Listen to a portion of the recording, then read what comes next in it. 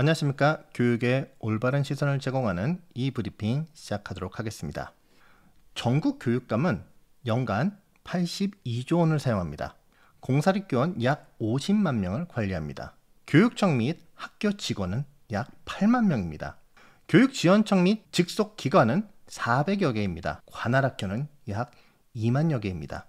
이러한 막강한 권한을 가진 교육감을 어떻게 선택하셨나요? 이름으로요? 외모로요? 그냥 나온 순서로요? 아마 많은 분들이 선택에 어려움을 겪었을 겁니다. 그래서 깜깜이 선거라는 말이 있고 실제로 깜깜이 선거가 되고 그러한 교육감들이 막강한 권한을 가지게 되는 사태가 일어나는 겁니다. 이러한 교육감 선거 제도는 바뀌어야 됩니다. 제가 제안하는 방식의 첫 번째는 주민 직선제가 아닌 간선제로 전환하는 겁니다. 실제로 민선교육감의 시대는 꽤 오래됐습니다. 그전에는 교육위원 등이 투표하는 방식이었습니다. 그러다 13년 전에 지방교육 자치에 관련된 법률에 의거하여 주민 직선제가 시행된 겁니다. 실제 교육 당사자가 아니면 교육감 후보의 공약을 보고 비교해 가면서 투표하기는 쉽지 않은 일입니다.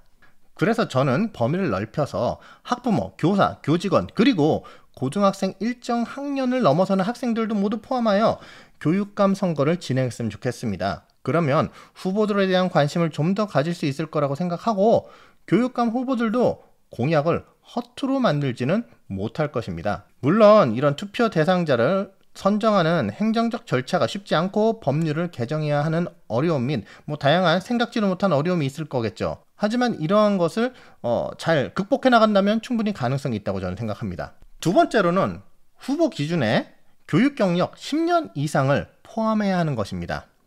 유치원, 초등, 중등, 고등 다 좋습니다. 교육 경력 10년 이상을 가지고 있는 후보만이 출마할 수 있게 하는 것입니다. 교육감은 군대로 치면 각 지역의 사단장이라고 볼 수 있습니다. 교육부 장관은 국방부 장관이 되겠죠.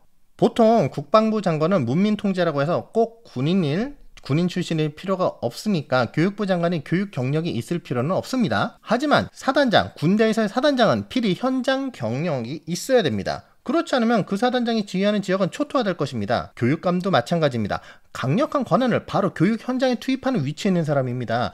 당연히 교육 현장에 종사한 사람이어야 합니다. 그 중에서 가장 훌륭한 사람들을 뽑는 거니까요. 지금 교육감들 중에 교육 경력 10년 이상 가지고 있는 분이 없어요. 혹시 있으면 댓글로 좀 알려주시기 바랍니다. 그리고 교사 선생님을 말하는 거지 교수를 말하는 게 아닙니다. 마지막으로 교육감을 시도선거 때 차라리 그냥 런닝메이트로 나가게 하는 겁니다. 경기도를 예를 들면 도지사와 교육감을 런닝메이트로 묶어서 나가는 겁니다. 즉 정당 공천을 받고 부도지사 신분으로 나가는 겁니다. 그럼 적어도 정당에 의해 어느 정도 검증을 받게 되고 도지사와의 협력이 아주 쉽게 이루어질 것입니다. 이번 선거 보십시오. 어느 지역은 후보들 간에 낯뜨고 올 정도로 비방하고 함량 미달의 교육감 후보들이 나오게 됐습니다. 그러면 교육감이 정치적으로 변질된다 하실 텐데 이미 진보 보수로 나누고 그리고 그 교육감이 어느 정당 사람인지 다 알고 있지 않습니까? 이미? 그냥 지금은 눈 가리고 아웅입니다. 차라리 정당에서 제대로 공천하고 그 책임도 정당에서 지는 방식으로 바꾸는 것도 하나의 방법이라고 저는 생각합니다. 저 혼자 부족한 식견으로 교육감 선거 제도를 이렇게 바꾸었으면 한다고 한번 말해보았습니다.